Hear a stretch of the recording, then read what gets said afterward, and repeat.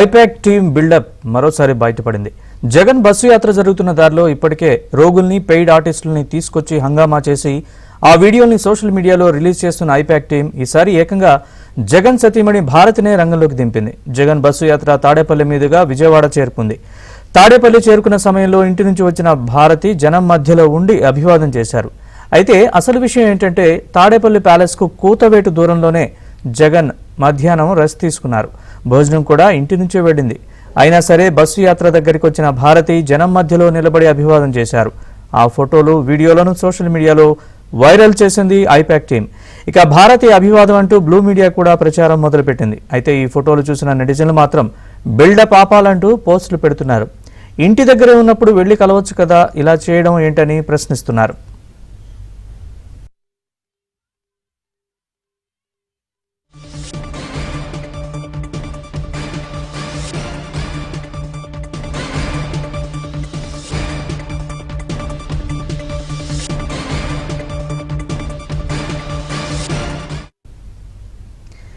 ఇక ఈ అంశానికి సంబంధించి మరింత సమాచారాన్ని మా ప్రతినిధి సత్యాన్ని అడిగి తెలుసుకుందాం. సత్య, చెప్పండి, ఐపాక్ బిల్డప్ సంబంధించి జగన్ ప్రచారంలో ఇట్లాంటి దృశ్యాలకు సంబంధించి పూర్తి అప్డేట్స్. నరేష్, జగన్ మేమంతా సిద్ధం బస్సు యాత్ర ప్రారంభమైన దగ్గర నుంచి స్పందన కరువు అవడంతో వారు అనేక మ్యాజిక్లు చేస్తున్న పరిస్థితి అయితే ఉంది. ఐపాక్ ఎక్కడికక్కడ పెయిడ్ మనుషులను పెట్టి జగన్ యాత్ర సాగినంత సేపు కూడా తిప్పుతున్న పరిస్థితి అయితే ఉంది.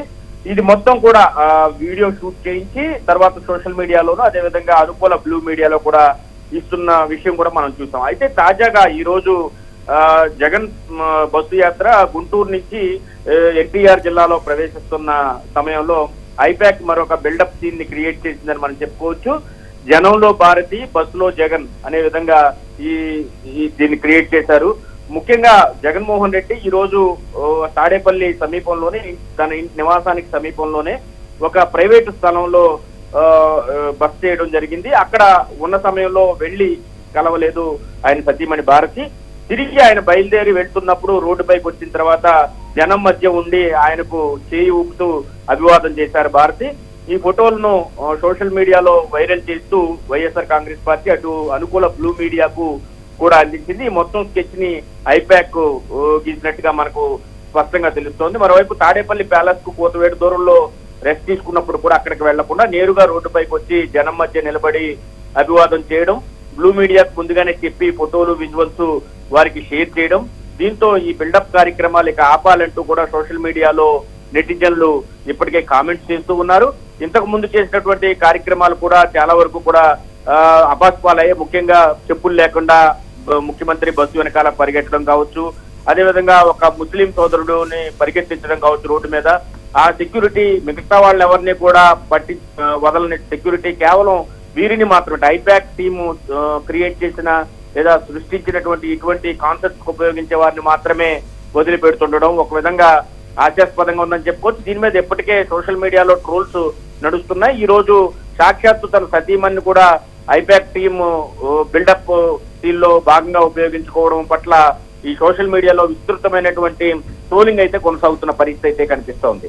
Right Satya, thanks for the update.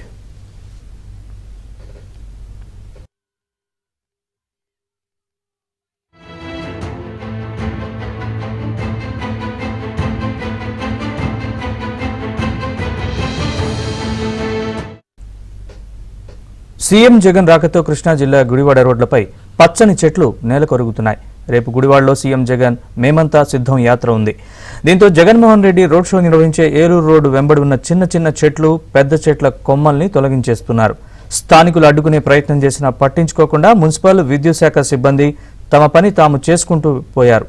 CM పర్యటన కోసం మనుషుల్ని కాపాడే చెట్లను తొలగిస్తారా అంటూ స్థానికులు మండిపడుతున్నారు.